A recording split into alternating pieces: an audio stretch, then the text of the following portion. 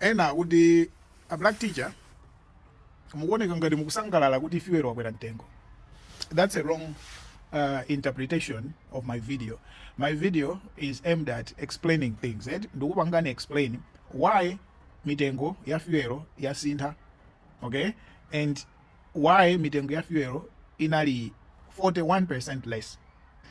Mudziwe ichi, even dollar, the actual value ya Malawi kwaja to dollar ikuyeneranso isinthidwe, ikhale flow, ipange float freely according to demand and supply, market forces.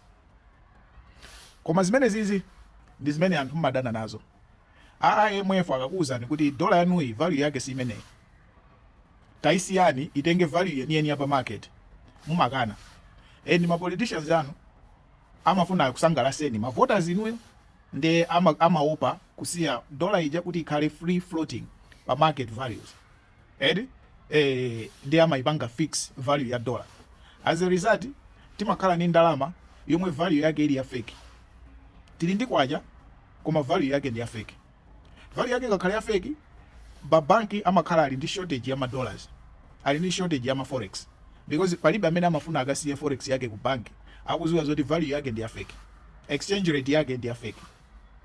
Ndiye anthu timapezeka kuti at the end of the day tikutenga ma dollars pa black market. Mukaona mtengo wa ma dollars pa black market, timapezeka so kuti tikulipira double mtengo wa ku banki. Kusenzeza kuti mtengo wa ku banki uja is not the actual market rate, market price. Muona it? Yeah. So how do we fix these things? Chifukwa pena anthu tomwefe timakhala contradictory, timazipanga contradicted okha. Chifukwa zinthu zina timasapota za mtundu wina, zina timasapota zina. Mwachitsanzo, tikati dollar igwe tonse timadana ndi IMF, akubwerera kunenera nji za devaluation. Okay? Koma what IMF tells us ndizonena kuti value yani iyi ndi ya fake.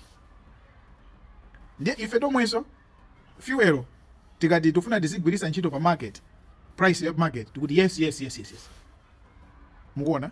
Ndiye we are contradicting ourselves. If we want tipange fix mtengo wa dollar, tipange so fix mtengo wa fuel. If we want tipange liberalize mtengo wa dollar, tipange so liberalize mtengo wa fuel. Zonse ziendera market price. Okay? It might be painful. Koma in the long run, zima kupangisani kuti economy yanu ikhazikike, zinthu zikhale stable, zinthu ziyambe kuyenda bwino.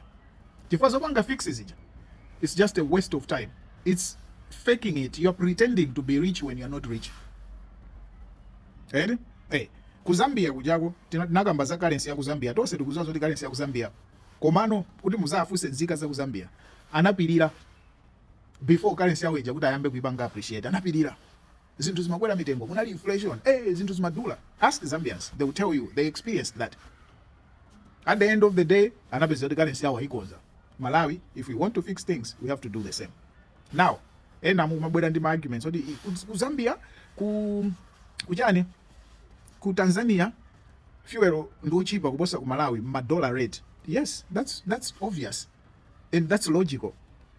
Fuel akabwera amalowera ku Zambia, amalowera ku Tanzania. Ku Tanzania ndi kulima port. Fuel amapangira dogo kumene kujako. China chili chose ku Tanzania chikuyenera kukhala cho cheaper kusiyana ndi ku Malawi. Maga zinthu za import, za imported. Ifeyo tikapanga import galimoto yochoka ku Japan imafikira ku Tanzania, ndiye timakaitenga ku Dar es Salaam, kuti mtume munthu akakutengereni galimoto ku Dar es Salaam amakuchajani 2 million 3 million kupita ku Dar es Salaam kuja kaitenga kubwera yapa mwamba. Mini kuti galimoto imeneyo ikanakhala kuti ndi ya mu Tanzania, cost yapa mwambayi kulibeko, yafika basi, yafika ku Tanzania, yafika mtengo wake ndomene. Siyonje? Akaitumiza ku Japan kuja kafika ku Tanzania, yafika basi watana nazo. Koma chifukwa we are in Malawi, we have to pay for transportation ya chinthu chija kuti chilowe chizafike ku Blantyre, chizafike ku Nsanje, chizafike ku Nkhotakota. Now, fuel is the same. Fuel uja amalowera ku Mozambique, amalowera ku Tanzania. Akakhaludwa ku Tanzania uja wafika, cost yake yafika pene pacha. Koma if we are sending a truck, ikamutenge fuel uja ku Tanzania, imuyendese ilowe naye mpaka izafike naye Malawi, we are adding up ma costs a fuel uja, transportation. Definitely, if tikamadza kugulisa ku Malawi, adzakhala odula kuposa wa ku Tanzania. Ndiye mukamapanga compare, fuel ku Tanzania ndi mtengo wake ndi wakuti, ku Malawi bwanji yakudula. Logically zikuyenera kukhala yoncho. Ku Mozambique so chimozimozi. Imported things.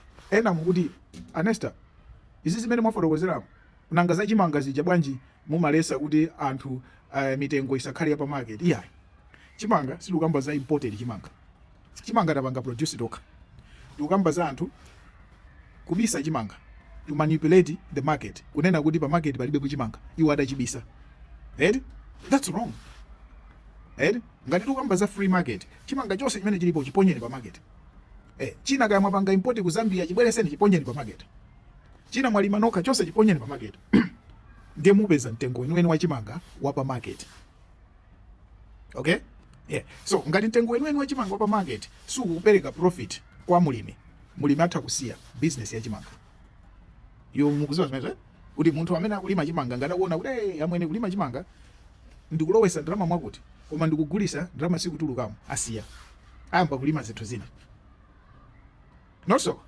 which is normal. It's normal. You're supposed ngati ufuna ma cash crops ukuyenera upange ulime ma crops amene akupase phindu, so it's normal.